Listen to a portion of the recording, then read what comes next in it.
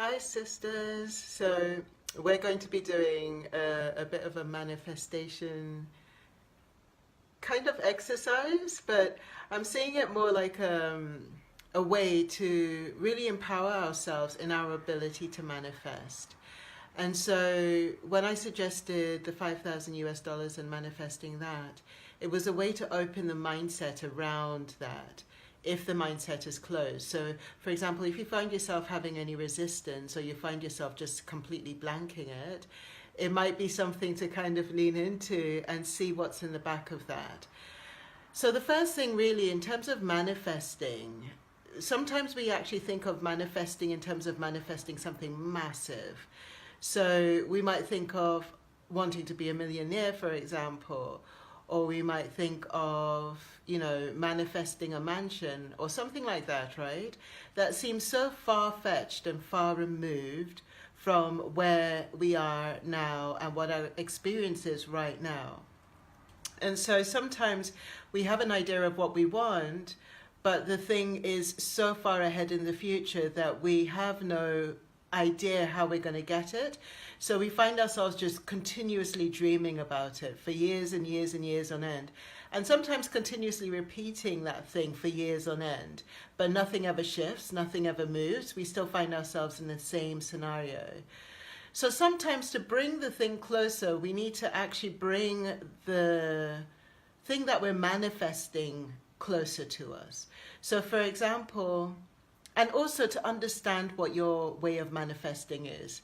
So for example, if you were to think to yourself, right, I need a loaf of bread, or I need £50, for example, there's a sense that you might feel that's instantaneously attainable, but you might have an idea as to how you're going to attain it.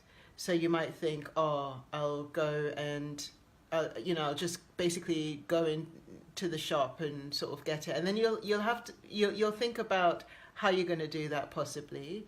So you might think about, all right, I'm just going to get dressed and sort of like, and you might visualize your way to the shop and picking up the bread and coming back, or you might have a way that it's kind of like really auditory, where you start almost talking to yourself, like, I need bread, so and the thing that I'm doing, basically breakfast, for example, it needs bread. So I'm going to go out, I'm going to get the bread.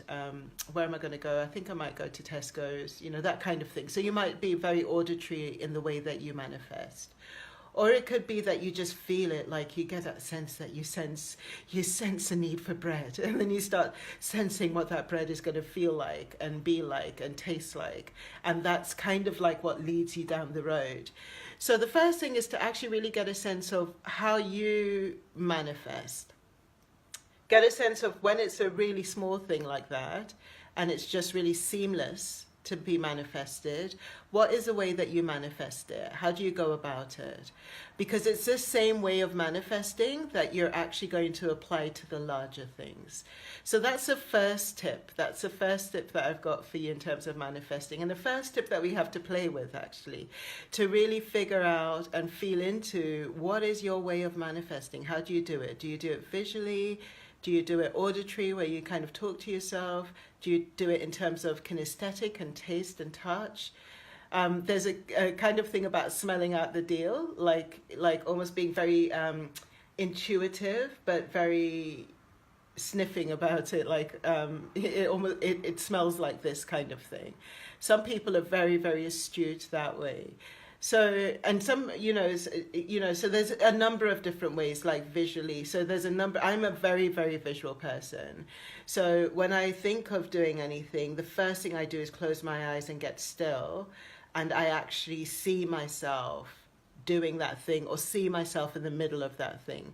And that's the first point of manifestation for me, because everything, all the steps I take from there happens from that very first seeing, the very first sight of it. And the sight of it then leads to the kinesthetic, and it leads to that more emotional element. But the first thing that triggers me is a sight. So yeah, feel into what your way is, and then we'll come back again for another sort of playful exercise. All right, lots of love. Bye.